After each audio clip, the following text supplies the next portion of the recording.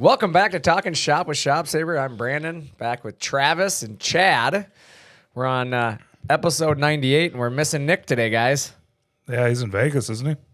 He's in Vegas. He's partying. You know who also is missing right now? Kyle. Because Kyle's behind the camera. Hi, guys. We're now live. So, yeah, it's this is new. We've not been live before, and now we're going to try to be shooting some video with this thing. And I know I think it's a little uncomfortable for everybody because we got a lot of cameras on us now, and we're going to try to see if we can figure this out and make the best of it, aren't we? Well, none of us are Router Bob. We're not Router Bob. That is for sure. We are definitely not Router Bob, but we're going to be... what's our nickname? If we're not Router Bob, what are we? The Podcast Stooges? There you go. Yeah, I don't know. But, no, Nick's in Vegas. He sent me a Snapchat this morning. The alarms were going off in the hotel. Oh, yeah? Yeah, it was like 7 in the morning. And apparently the alarm started going off in the hotel. And he texted me and he said, well, this is a good way to wake up on your last day of vacation. Apparently it was a false alarm. But Is he going to be here tomorrow? yeah, he's here tomorrow. Nice. He's Probably a back good thing that was false alarm on. Yeah, but he said his kids got out of bed really fast and put their clothes on. So I told him he now knows how to get his kids out of bed if he ever needs to. Set the alarms off. But yeah, it was that's what he's doing. He's down there hanging out in Vegas, took his family down there. His 2 kids and his wife, they're all down there enjoying themselves. So he's not going to be with us today, but we're going to proceed without him anyways. What'd you guys do this weekend? Anything? I went up to get my ring clean, my wife's ring clean, or wedding rings. Nice. We went and did some shopping. Cool stories. And upgrading to a PlayStation 5 instead of PlayStation 4, so that'll be exciting. Oh, that's right. You paid not enough for your PlayStation because you bought it off eBay and you're not sure you're going to get the right thing yet. We're going to find out. Yeah. I've got conversations started with the guy I bought it from. It seems legit. We'll see. Yeah. I got tracking coming from Michigan, so we'll see if I bought a PlayStation 5 or just a box without the PlayStation 5. You bought a rock in a PlayStation 5 box. But the good news is you saved $30. $30 saved. Had I known they were as cheap as they were in store, I would have bought them. But according to online, they were not that cheap. Yeah, then he showed up at Walmart and they were that cheap. I was like, oh, you got 5 of them in stock? Okay. I would have still assumed that they weren't able to be bought in stores. I think I would have tried first, though. Yeah. You feel can't like I call would've. them anymore. Walmart has no salespeople. You can't call them. They just give you the time of the day that they're open, and that's it. Yeah, I would think I would have drove there, though. I think I would have. I try to avoid Walmarts at all costs. I don't Well, I care. mean- I don't care which one or where it's at. But I'm just saying, if I'm looking for a PlayStation, I think that's what I'm doing. I'm driving to Target, Walmart, the major places. I bought mine off of StockX for like Yeah, you did. $200 more than what Travis paid for it. So I don't know. But you bought it, though, when nobody had them, though. Yeah. I mean, it's a little different when you're paying. Let's set the standard here. You bought it like in the hype of you can't get them, and you got one for $200 more, which is a deal at that time. And I still don't use it. It's still hey, but you know what? You got a Blu-ray player now. I don't have any Blu-rays. Yeah, nobody does. It's digital nowadays. Right? And I think I actually bought the disc version because I thought I was going to buy disc, and now I download games. That's what everybody does, exactly. Like my kids are that way. That's the worst thing. My kids download games all the time, and then they just fill the hard drive Yep. because there's so many free games and things. Like my kids just download them all the time. They're like, "Dad, the Xbox doesn't work." Why? Oh, it's out of memory. It's out of storage. Sweet. Great job. Which game don't you want? I want them all. Well, you can't. Which one do you want to delete? Yep. Because I won't go out and buy an external hard drive for them. I'm not letting them have that. I want them to have to live with the pain that we had to. You only have so much, you pick. Yep. But now they have all these free games and everything. What about you, Chad? Anything fun this weekend? Not really. Swung some golf clubs. You went golfing, right? Not very good at it anymore. Did Well, some stuff outside. It was actually pretty nice on Sunday. Yeah, I was going to say, it was like, what? High 30s, wasn't it? Yeah, I think so. Which, it's the- sad. We say it's pretty nice outside, and people are listening, and when we say high 30s, but that's, like, nice for us. Got the garage. My buddy kept his boat. Was keeping his boat in my garage. He just bought a new one. Didn't you have a bunch of comments around the Bloomington page that who's been driving this boat around because they were moving it in the middle of a snowstorm? When he put it in the garage, it was the day that it snowed like 12 inches. So they posted on the local city Facebook page. Like, why are people driving around with boats? And there, it's my big dumb friend at my house. That's awesome. Gotta Yeah. love it. But it's a nice boat, and look forward to getting out on it this summer. That'll be a good time. He came over, and obviously he's looking at it because he spent a bunch of money on something that's going to cost him a lot of money. So Right. But hey, it's cool. It's in your garage now, so. that's no use to me. What am I going to pull it with the Cadillac? You can throw a hitch on that, Hey, baby. you and I can pull it together. I got Yeah, the truck. there You we got the go. boat. Yeah, actually, let's go do that. Your buddy will come home like, where's the boat? Like, I don't know. We're out on the river. Rivers are already open. My buddy's been fishing for weeks now out on, down in Red Wing area, I think. Yeah, that's where he's going Yeah. probably in the next week or two, I think he said. Yeah. But they took the rollers off of, because the boat's so large, they took the rollers off the thing that you pull the boat with, the trailer, to lower it so it doesn't have the rollers. It has like the flat slides, which I didn't realize people did, but it actually brought the boat down in height so it doesn't look so ginormous. I guess I didn't realize that was a thing either. Yeah, he paid for it too. I assumed that if you had rollers, you needed rollers, and if you had slides, you needed slides. Like, I didn't realize it was optional to which direction you went. Yeah, I guess so. Definitely a learning experience when you go from a boat with rollers to slides or vice versa, because I always had ones that had the bunks on them. Yeah, that's me and too. then I went to this newer boat, and this is years ago. Didn't realize that it didn't have bunks. I'm always used to unhooking the boat from the trailer, backing in, it floats away. This one rolled off before it even made it. So I had 3 people trying to help me push this boat back on my trailer as I'm cranking it. It's like, yep, first day with the new boat. A couple chips out of the nice fiberglass on the back, but it didn't leak. One of those guys. I was just going to say, dude, he's it one of was those not guys good. at the boat launch. It was not good because it was literally right when the ice was coming off, when people were starting to get out on the lakes. That's and awesome. I was that guy. Solid. It was awesome. I think it's the most underrated thing to watch in Minnesota is first boating season. Like, if you go to the boat launch and you get to watch everybody who forgot how to back up their trailer or Jackknifing. forgot how to unload their boat or have never done it and decided this is the year they're going to. Oh, my God. It's comedy gold. Yep. Forget to Act- check your battery before you leave, so your battery's dead. You got your boat unloaded. Now you just got to go get your truck again, load it back up. I've seen people do it all. It's a fun place to be. We might have to get out there with some YouTube this year. Absolutely. Yeah, no, my kid played 3-on-3 hockey this weekend. Started his 3-on-3 season on Friday and ended up playing 2 games. He got asked by the team after us if he'd play goal for them as well. So he got to hammer out 2 games right in a row. I think he gave up 54 goals or something like that. I think you said that's to be expected with Yeah. the 3x3 though. Yeah, I was just going to say, like, it sounds a lot worse than it is because they're 8, 9, and 10-year-olds playing in a 3-on-3 league. So I don't know if you know much about 8, 9, and 10-year-olds, but they don't know what defense is. They all want to be goal scorers because they all think they're Kirill Kaprizov. And so they all rush down to go score a goal. And they miss the net. Well, the other team's thinking the same thing they are. Like, they're all Kirill Kaprizov. So they're all rushing now with the puck the other way, while their entire team is still standing by the other net wondering who's going to get the puck. And so there was a lot of 3-on-0 breakaways for my son. And I think the final score of the one game was like 21-14. And the other game, I can't remember. I think it was 17-14 or 17-13. But that one was a lot closer. Those are football scores. Yeah, those are football scores. But my kid was pretty funny. He made some really good saves, and he came off the ice. He's like, "I'm not mad about it, Dad." He's like, "I made some good saves." I'm like, "Right attitude, good for you." He's like, "It'd help if I had defense."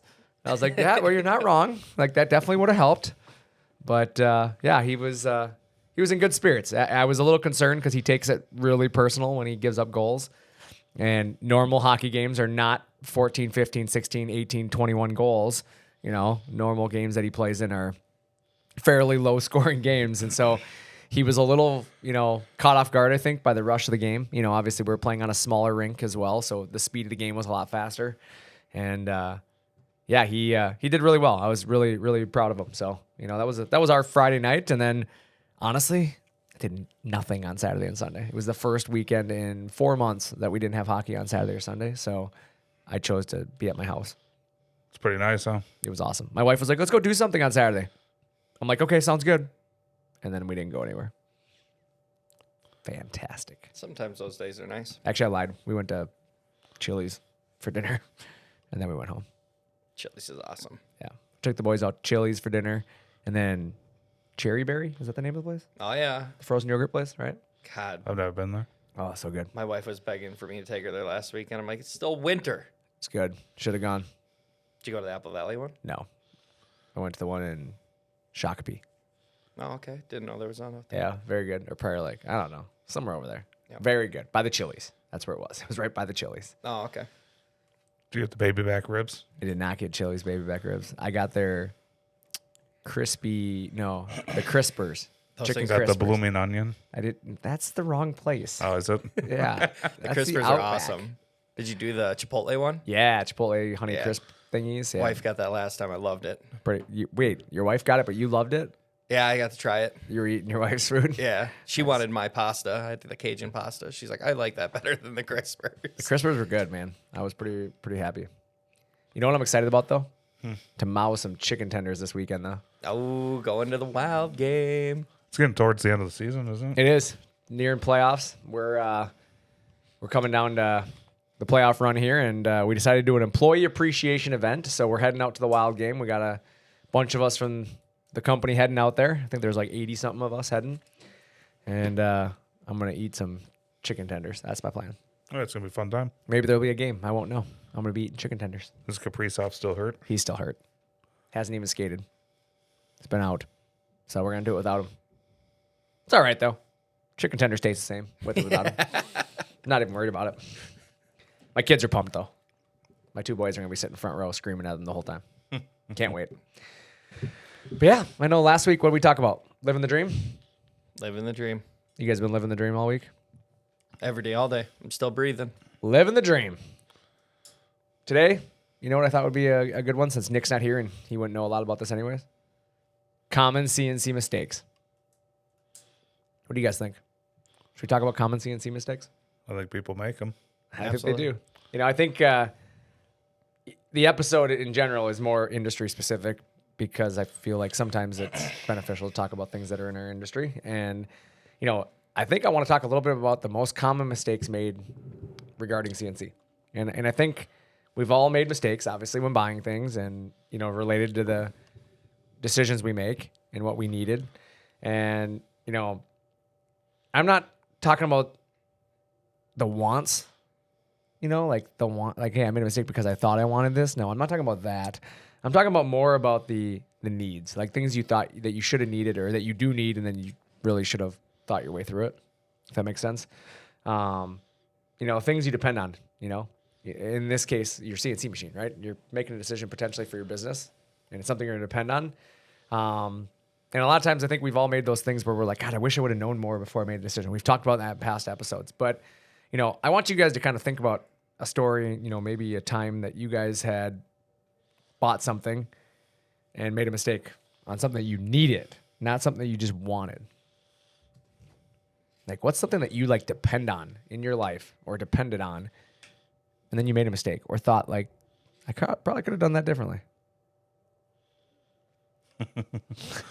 I thought it was gonna be a little bit easier on mistakes, like purchasing the wrong size baking sheets off of Amazon because I didn't know they didn't just have one standard size, and then they show up in their 12 by 12 baking sheets. It's true. It's a giant waste of money. But it is something you need, though. You can't make your food without your baking sheets. Yeah, for right? sure. So you got to make dinner, right? So, I mean, I think that's still classified. It's It's not not- like a want. Like, well, I think I want baking sheets. Like, no, you kind of need them if you're going to cook something, right? And then I had to go to the actual store to get the right size that I wanted versus not reading the product description on the listing for what I purchased and realizing that if I just noticed that they said 12 inches by 12 inches, I wouldn't have bought it. Yeah, it's like Travis when he bought the PlayStation 5 and he didn't read that he's got a rock in a box. But that's definitely a want, not a need. $469 for $499. Buy it from some sketchy guy on eBay or Walmart. I went the sketchy It route. seems legit. Good that you saved that $30. Yeah, I mean, Travis, what's something that you bought that you think about in your life that was a need, not a want, not your PlayStation 5, but what's a need that you've made a mistake on? I don't know. Chad made it sound so easy. I don't know. I already got one for Travis if he doesn't think of it. Oh, here we go. a diesel truck. Yeah, thank you. I was gonna go there He needed to buy a vehicle so he could get to work, and he bought the most unreliable vehicle to get to work. twice, actually. I wasn't gonna. There was okay, a well, Duramax and a Cummins. he's not wrong. It was twice, but I wasn't gonna throw him under the bus on that And one. very, very costly mistake both times. Yeah, I mean, you missed work and you had to fix a vehicle. Yes. How'd that work out? It was expensive. Not good. Savings was gone. Any vehicle that I've purchased prior to the one that I have now were always the junkers. I was going to say another word. Just junkers, for under $1,000. Was the word shit? Yeah, Yeah. shit boxes. just waiting for when they were going to break down, not if they were. Right. Same thing with me, man. Until I got this truck, I was always just trying to buy the cheapest thing possible. Yeah. For myself, something that I think about is software at work. When you look at the software here, we installed a new ERP system. I mean, there's no hidden, information there. I think we've talked about that several times. And, originally it was sold, the system would have a CRM installed. This new ERP system that we were installing had a CRM. If I fast forward to us using the software after months of integrating it, the CRM was pretty much worthless. Would you guys agree with that? Yes. Pretty easy answer on that one. Unfortunately, though, we had converted everything over by that point. I think everybody realized that it was worthless. I mean, In some regards. yeah, I mean, we really weren't using the other system anymore. I mean, everything was kind of in that new system. It was Yeah. kind of forcing our hand to, and unfortunately, about the time that system went live, our old system became outdated. Remember that? It filled up, so we couldn't keep using it. So it wasn't even like we could go back and use the other one. We had to proceed forward with a system that we all knew was not a long-term solution, which I think made it most frustrating for everybody. And obviously, we had to scramble to find a solution. That's something I spent a boatload of time and energy going through different softwares and trying things out. And, eventually we ended up on the program that we're now on. And I think, did we get there in the end? Yes. Yeah, I think we got there. But was it the most efficient or easiest way for us to accomplish that? Not necessarily. No, I don't think so. I think if I'm being honest, I probably could have done more research up front, but I took the word of a sales guy. Somebody told me what I thought I needed. And the problem is I know my business and our business better than they knew it. Yep. And so, yeah, what they were selling probably did work for some businesses. It wasn't for our business. I mean, it wasn't even close to our business, Right. And now the more I researched it and looked into it, it seems like it's not for many people's businesses. Most companies I've talked to that have used this system have bailed on the CRM side of things. So, it certainly hurt productivity during the time. And obviously, we've had to work while going through additional research and updating and all of that. And I think it just led to some negative feelings, I think, initially. What's rule number 1 at Shop Saber now? Don't talk about Epcor. Yeah, we developed a rule about it because we didn't want people to get upset about it anymore. So, but no, like I said, let's talk a little bit about, that's something that I can say is a mistake that I can chalk up on my end that I probably could have done better. But, let's talk about what are some of the most common mistakes in CNC, guys. I want your guys' thoughts on that. What are things that I have notes here in case anybody sees? I always make notes. Now that you guys can see me, it's weird because you're going to see me flipping my notes. But no, it's something that I want to talk about because, obviously I put some notes down here, and you guys are free to obviously pick off those notes. But what are some of the most common things that you guys run into? What are you guys seeing? What are you hearing in CNC that you think is like common mistakes? Not asking enough questions. Which is a topic we had in a podcast a couple weeks ago. Mm-hmm. Ask more questions, right? I would say for sure it's the cabinet shop that's going to try to go full-blown CNC and go with a manual change spindle instead of automatic tool change. So how would we categorize that? Would we say incorrectly configurations? Options are not correct. Yeah, not taking the time to go through what you need. Yep. Some of the notes I put down was, shopping on price alone or cutting corners. So maybe that's where it fits under, Travis. Yeah, is that'd probably fit there. You're probably looking at how can I keep the price down? I'm going to buy a CNC, but I don't want to spend a bunch of money. So they forgo things like a tool changer. Yep. And then they're a cabinet shop. And then they find out that why did I buy a CNC machine without a tool changer? That was foolish. Yep. One thing that I think I've seen over the years of me doing this is not asking if it's imported or asking where it's manufactured. Yep. I feel like a lot of people make an assumption they know where it's coming from based on the company's profile. And there's sometimes that you look at a company and you're like, yeah, that's imported. I can tell. But I think there's a lot of products out there that they can be kind of fooling you a little bit. You know, they got stuff hidden pretty well, and they can give that portrayal that they are an American company, right? And so you start to believe that they're an American product, and then to come to find out that they're really not American. It happens. That happens quite a bit. Yep. And a simple question, can solve that. Chad, you and I had something. Was it last week? I think so. Was it last week? We had a guy reach out to us. Oh yeah. He had a machine from he bought a machine from another country, but he lived in that other country. And he said, I bought something that was made here by our, in our country. Turns out it's not working. It's not a great, I'll just be honest. He was looking at it. He lives in Canada, said he bought a machine out of Canada. Like, this guy builds the machines. This company builds the machines in Canada, blah, blah, blah. And so I finally asked him, we went back and forth a few times. Like, I'm not here to beat up the guy's decision, right? We were asking questions about what he was trying to do, and you were helping me with it, Chad, with him. And at the end, I finally said, hey, do you mind me just asking, what did you end up buying? And we're well past that point. I just wanted to know for my own curiosity. And he told me the brand. And I told him, I'm like, I haven't heard a lot about them, but I'm going to do a little research. Because I obviously like to know what we're up against. And I pulled the brand up and instantly knew it was from China. Instantly. Like, I could tell, obviously I've done this a long time. So I saw it and I'm like, that's a Chinese machine.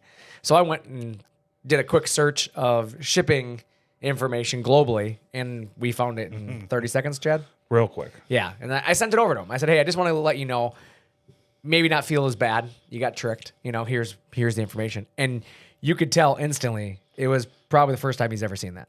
Oh yeah, for sure. Like, he did not realize that the machine he had purchased was from an imported country.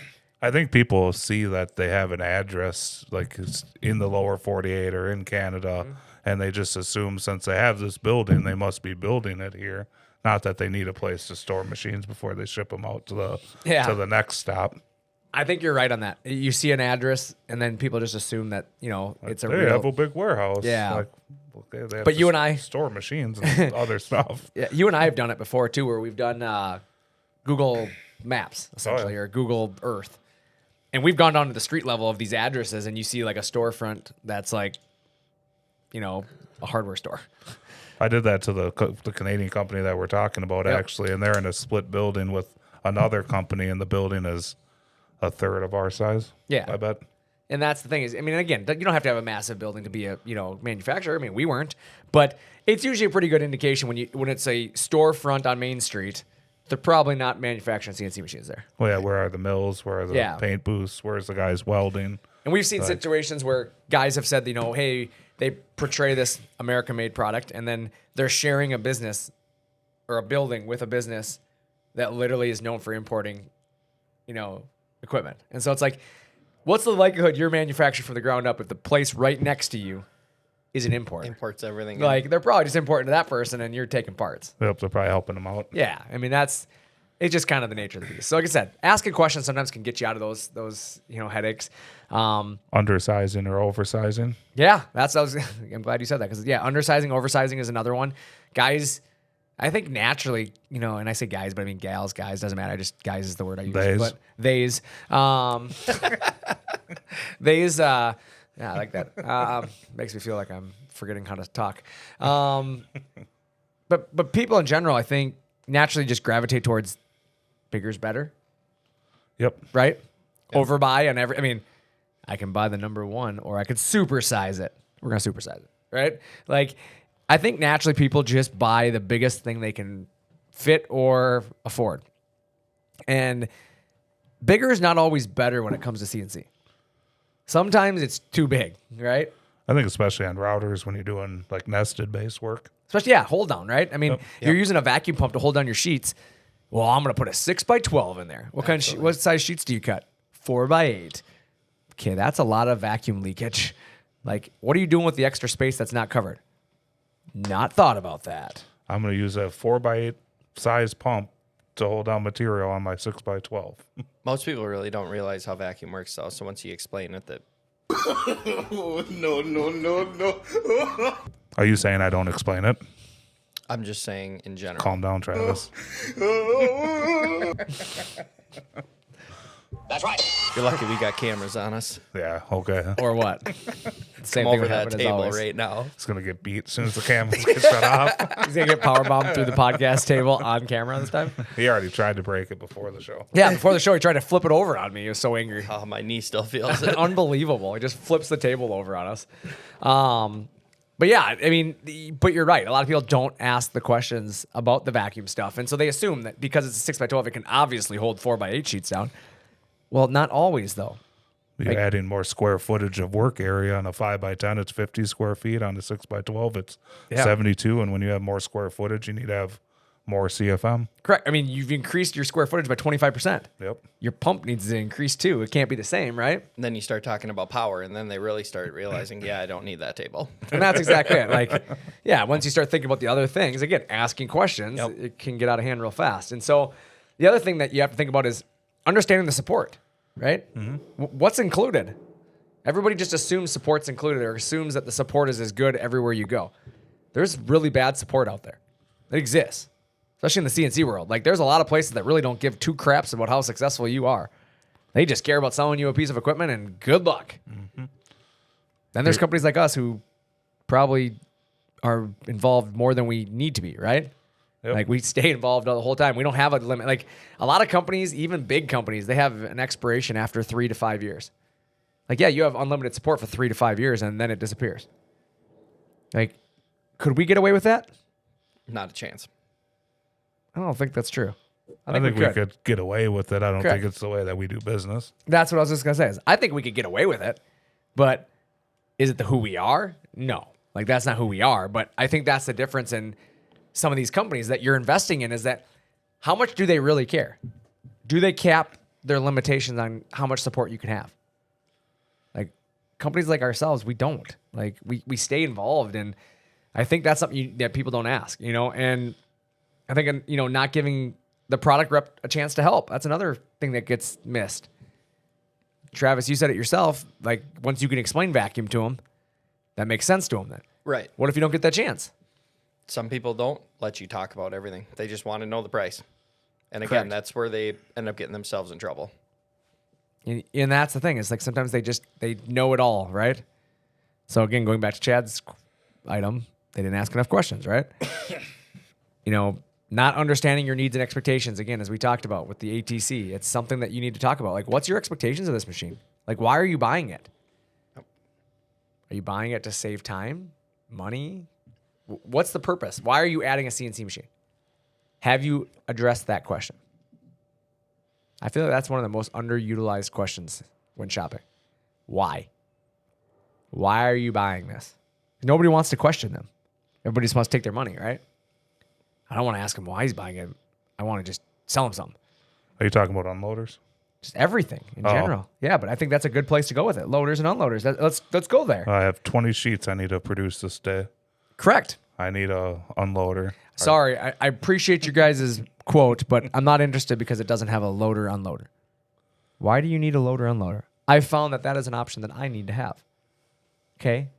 How many sheets are you doing? 20. Crickets. 20 when? 20 an hour? 20 a day. Huh. Something beeped. I don't know what's going on. There's noises. Cameras. Hey. I don't know who's beeping, but By my watch telling me to. Oh, no, now we know. Camera battery life. Camera's mad. This one just freaked out and It showed flashed at me. blue, then red. Look at that. See, did you guys hear that? Kyle's technical support. Kyle, technical support, just jumped in. And he's like, don't worry, every 30 minutes it's going to beep, start over.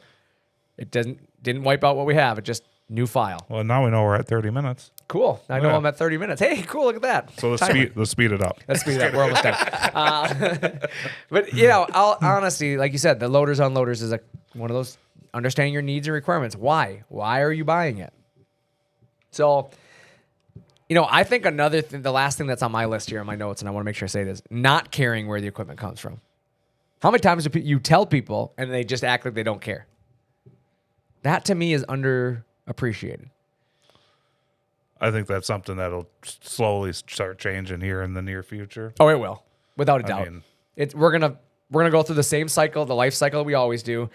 Equipment comes and goes, and usually when the economy's good, people want all American-made stuff.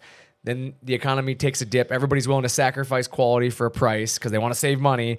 They save money. Everybody's equipment lasts for a year to two. They start having problems with it. The support starts going to hell. They're not happy. They got to replace it. Their businesses depend on it. So guess where they go? Back to America. Everybody starts shopping and asking that question because the horror stories start surfacing all over the internet. Yep. Nailed it? Nailed Exactly. it. It's almost like I've done this for 23 years. Yeah. It's one of those things. It's a cycle. And I tell people that. You see it every 6 to 8 years. It's the same cycle over and over and over. Yep. Let me ask you this. How do these mistakes affect your business short and long term?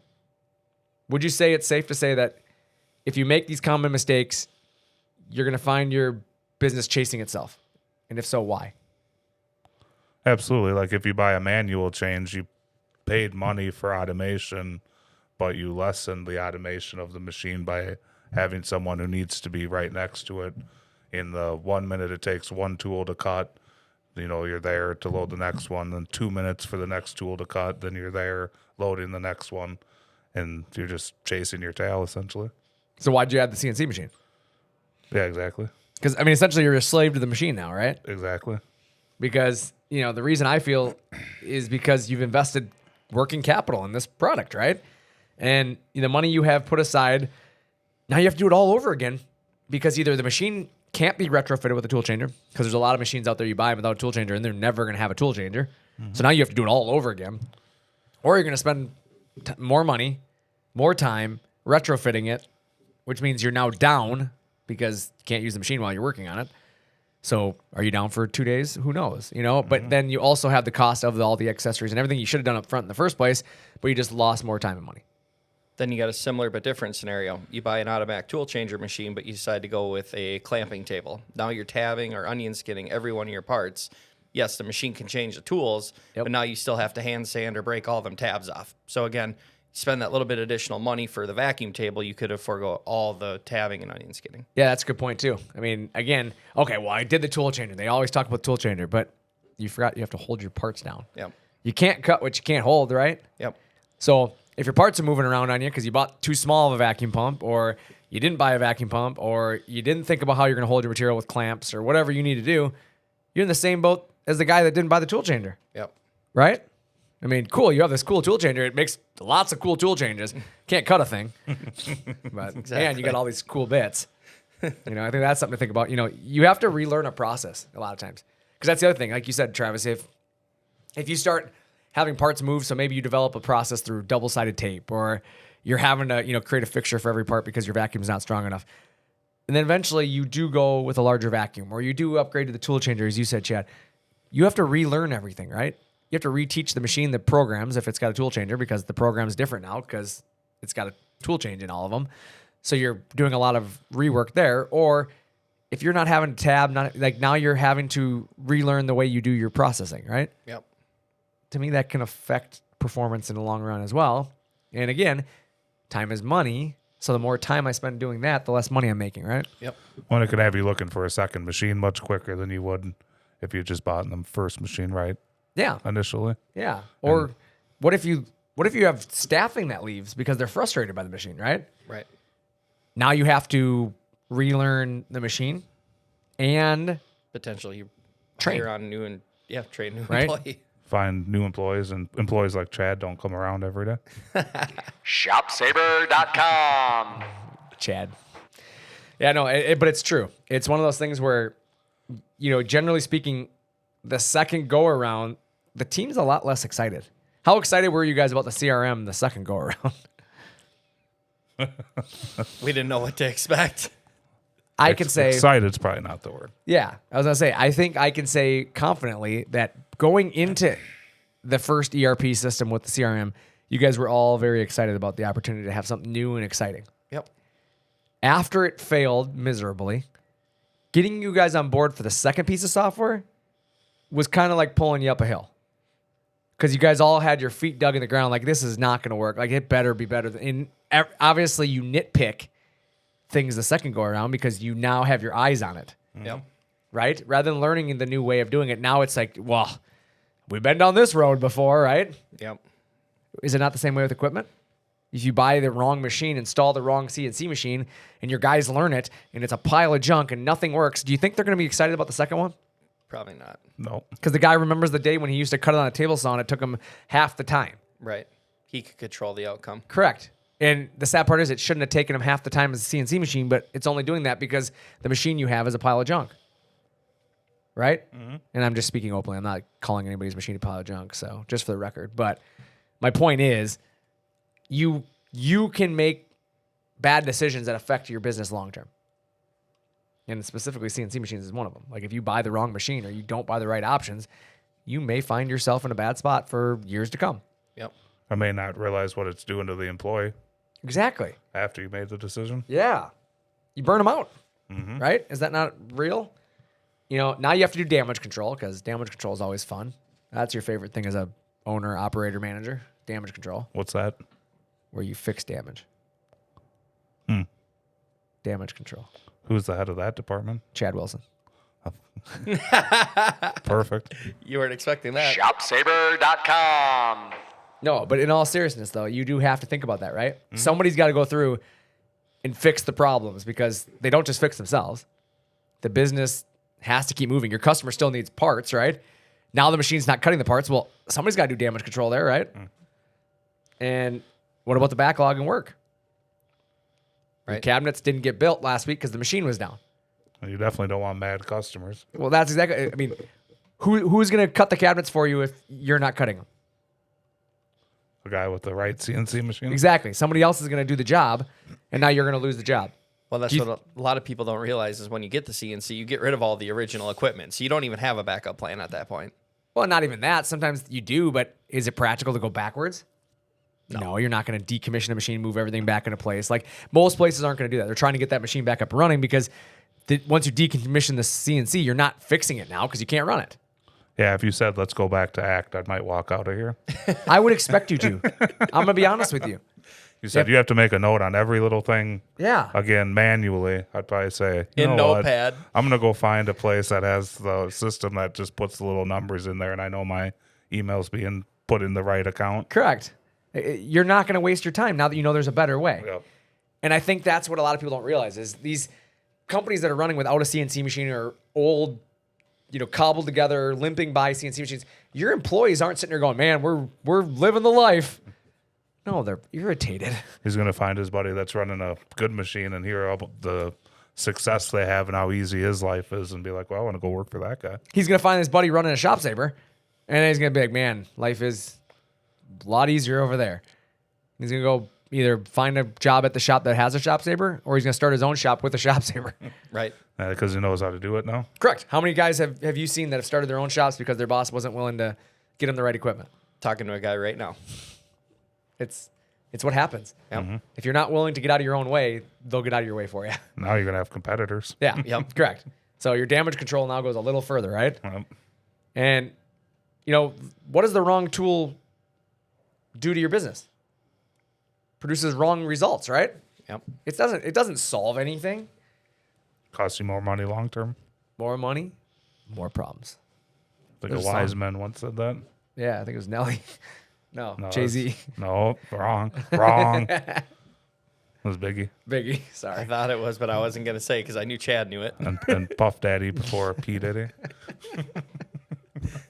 My God. And it was Mo That money, was like- Mo problems. Yeah, That was right in my wheelhouse. So you got to remember, that was like the mid 90s. That's true. I forgot.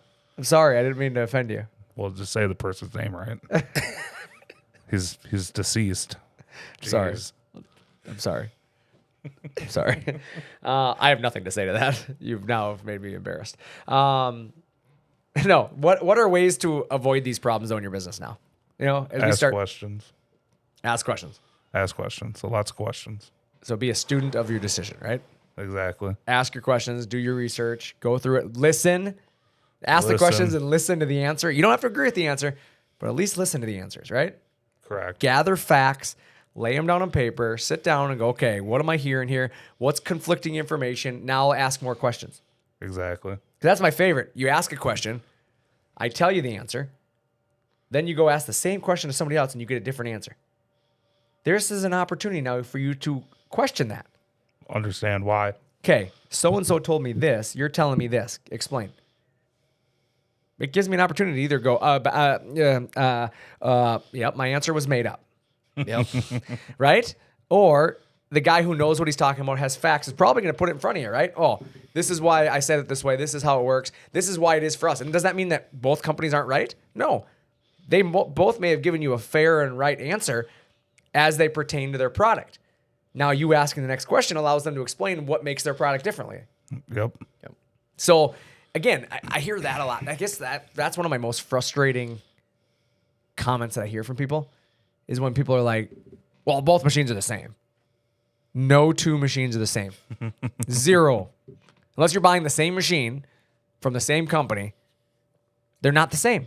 Right. It's like saying all pickup trucks are the same. Correct. I mean, it's the same thing. Like, well, all trucks are the same. No, I can promise you right now, they're not. Go buy a Ford Ranger and try throwing your car trailer behind it. But it's not even that. You buy a 350, an F350 versus a Chevy 3500 versus a Dodge 3500. They're all the same class, but they're not the same. Yeah, the Ram would be better. No. They all have their own unique advantages and disadvantages. And you as a consumer need to decide what is that advantage to you. Like I can honestly say I've owned all three brands and I like things about all three brands. I can also say I hate things about all three brands. Like they all have their pros and cons. I just choose the brand that fits all of my personal needs and wants. I drive long trips sometimes. So to me, I pick the vehicle that is sometimes got some of the, comfort features that some of the other ones don't have or the room. Like a heated steering wheel. Heated steering wheel is awesome. That's like my favorite. It's Dude. super awesome. Never knew how much I needed one of those in my life until I had one. Oh, I'll never go back. Ever. Hey, are we at the age yet where, I know I am. I'm going to ask you guys. Are you at the age yet where you use the seat heater not because you're cold, but because it makes your back feel better? Not quite. Because I love it. I'll turn it on even when it's not cold out, and I'm like, oh, it feels great. See, that's one disadvantage to my car is the heated seats don't get that hot. Oh, mine get hot. GM is all worried about Yep. starting fires. And that's they turn down. what I was gonna say. That's one of the reasons I did not like my GM vehicle. Not that GM had a bad vehicle, but that was something for me. When I turn the seat heater on, it does not get as warm as in my truck right now, dude. It's like if you were shirtless in my truck, you might burn your back. sticking, Yeah, yeah. you might burn your back. Now that I think about it, my Chevy wasn't that good for the heated seats. No, my they- Ram, though, it has hot. They used to pop the elements and there'd be holes in like the seat cushions and stuff. So they had a big recall and like mine you could see had a recall on them. Yeah. And you could tell it's not. I mean they're warm. Yeah. They're not hot. They Yeah. They're Like mine seat legitimately warmers. mine legit makes my back like to the point where I turn it off sometimes because it's that warm. Mine, too. I'll put it on. But my GM was never setting that one. way. Yep. It's the same thing when they had the recall on the heated washer fluid or wiper Oh. blades because everyone thought it was a fire. They would used see to the steam. smoke Yeah. because it's cold outside Yeah. and they're blowing hot fluid and they'd see smoke on the windshield and freak out and call the fire I department. always they're- wondered what that button was on my Chevy truck, but they had disengaged it. I don't know. It didn't work. Yeah, they had a big thing to take it out because so too funny. many people thought it was a fire. We had it at Saturn when it first came out, and it would cause it to bubble out of the nozzles, and people would freak out because their washer fluid was bubbling up because it was getting so hot. It's supposed to be like the next greatest thing, remember? So you didn't have frozen washer bottles. Like now the fluid's now just gotten to the point where it doesn't freeze as bad. Depends on where it comes from. Yeah, if you buy the wrong stuff. Again, ask questions, right? Buy the wrong stuff, even your washer fluid will freeze. But, my thing is I always tell people, like, in the technology that's out there today, no matter what you're buying, watch some videos. There is videos on almost anything out there. For sure. I like providing references. Having References? talked to Yeah. customers who have made this decision, especially when it's somebody's first time. Having them talk to me, let me tell them everything, and then have it be backed up by our customers in the field. Yeah, one thing that I've heard people say to me when I try to do that is, well, of course you're going to give me good references. Nobody's going to give me a reference that's bad. Well, of course not. I mean, that's kind of to be, without said. But you know what you learn? It's not like I'm giving you somebody to prove to you that my product's good. I'm giving you somebody that uses it in the real world that can talk to you about experience and things that they're doing. Like, I'm not giving it to you so that somebody's like, they're a good company. No, I'm giving you a reference so you can ask the questions that you really are concerned with and have a non-biased person. Because really, if I give you a reference, he or she is running their business. They don't have to lie for you. Right. So my point is I want to give you somebody that I'm not there to discuss with. So you can ask them, like, he's saying this, what's your opinion of it? And they'll tell you in real world, like, yeah, this really works that way. Or no, you know what? I didn't like it. It didn't work for me. And then at least you can make decisions based on some of that feedback. Yep. That's what people don't realize is that the references aren't about, you're right. I'm not going to give you somebody who's going to, probably be like, never buy one. They're not a customer of mine then, right? I mean, they're not on my list of people, but I don't expect any company. I mean, none of my competitors are going to do it either. Any one of my competitors are going to give you references that like their product. I expect that. As a sales guy, I expect that. But the nice thing about a reference is that they're going to tell you real world experiences. Yep. So you need options. Yeah, they're going to give you other things to ask more questions on. Again, The do's and the don'ts. Yeah. I wish I would have done this when I bought this machine. Gives that guy the, capacity to do that on his purchase. what would you do differently if you did it again? I had a guy called this morning to be a reference for another guy, and he said there's a couple things I would have done, and he would have added phenolic, and he would have added the additional tool positions. It's like just simple things that he's like, I cut corners because I needed to just save cost, and I kind of just kicking myself about it because now I know I can do it, but I have to do it. Now I'm busy cutting parts and have to make upgrades on the machine. And he's like, I really just wish I would have got those extra tool positions. It's like, man, we can get it done, but Yeah. he's just like, it's just my time. I just don't have time. And that's the problem is that I think that's where people lose track of the importance of some of this stuff is they think to themselves, I'll just do it later if I need to. But they don't realize how dependent you become on this equipment and that doing it later isn't as easy as just doing it. Yep. That means you have to stop doing something else that you're doing. I mean, I don't know. That's just my honest. That's the way I think about it with race cars too, because a lot of guys nickel and dime the way they build race cars. Oh, I'm going to do it this cheaply, this way, and I'll upgrade that later on. No, you're not. You're never going to upgrade that because now the car is all put together, and you're not going to tear it back apart to change that part out. Right. You know when you change it out? Never. When you crash it, Right. And you have to rebuild the car. That's when you do it. And it's like some people never crash it that hard to ever do. I mean, fortunately, I'm very experienced in that area. But in all seriousness, what I refer to is something I like to use as an example is like in race cars, we have what's called a collapsible steering column. So like when you get in an accident, your steering column collapses. So it doesn't basically shove the steering into your body because obviously you're belted in, you're seated in, like you can't move. Yep. So if something comes through the car, like it's going to hit you. So like the whole purpose of it is when the car gets shorter, right, from hitting something hard, it doesn't shove everything back into the driver. It collapses together. Interesting. Therefore, keeping the steering the same distance from your body all the time or breaking away so you can shove the steering wheel away from you. Well, I've seen guys who are like, oh, yeah, no, I got this cheap thing in there. I'll put a better one in later. They've never replaced it. They're never going to. You know when they're going to do it? When they total the car and they realize they should have done it. Yep. Like that's when they're going to do it. So for me, I've always just like started in those areas. Like you don't cut corners in those areas because sometimes the next time you get a chance to do it is after you've needed it. And a lot of times that's the way with the CNC machine or your edge bander or your dust collector or whatever you're buying. It's when you got a giant mess on your hands and you're going, man, I wish I would have bought the right one. Yep. Then suddenly it makes sense. It's more costly the second time around. Buy your second machine the first time, right? Exactly. ShopSaber.com. God, my voice sounds cool there. Sound like I'm at Walmart paging. Like Fergie and Jesus. I don't know if I go that far. But, I think we've talked a lot about these common mistakes. And, your business success really depends on you making wise decisions. And I think hopefully today's topic about CNC specifically helps people realize like they should be asking more questions. And if they're not, they can get a hold of you guys by email, phone call, any of that stuff. And you'll always answer questions. Absolutely. Cutting corners today is going to cost you more time and money later. Yeah. Yep. Don't make common mistakes. That's the thing. We're all going to make mistakes in life. You don't have to make common ones, though. Common ones you can learn from other people's mistakes, right? Don't make a common mistake because of your ego. Yeah. That's the truth. Yeah. Learn from those before you. Yep. It's okay to realize that, you know what? Maybe I don't know enough about this. This isn't the 7th machine I purchased. It's the first. Correct. And that's okay. Yep. You know, companies like ShopSaver have a proven reputation for success, trust, and being experts. Like, our experience is proven in the market. And so using that experience is only going to benefit you. Either you're going to find out this when you ask a question to a ShopSaver, that either a ShopSaver is for you or it's not for you. Right? Right. 100%. What's wrong with that? You get to the conclusion, right? Mm-hmm. I don't want you out there wondering, was it the right machine? Is it not the right machine? Ask the question. Ask questions. I used to get questions all the time from people on the phone, like, is this machine right for me? People used to ask me that exact question, and I don't feel like people do it anymore.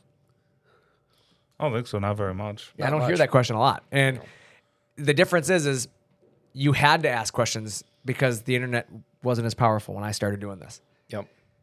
So you didn't have all the places giving you their opinion. So people didn't feel as educated, if you will, on some of these topics.